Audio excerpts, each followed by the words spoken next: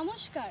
সর্বভারতীয় সঙ্গীত ও সাংস্কৃতিক পরিষদ দ্বারা আয়োজিত জেলাভিত্তিক অনলাইন প্রতিযোগিতায় আমি স্নেহা সরকার বিভাগ ঘ থেকে অংশগ্রহণ করছি রবীন্দ্রনৃত্যে। জেলা Jalpaiguri, centre code number J46।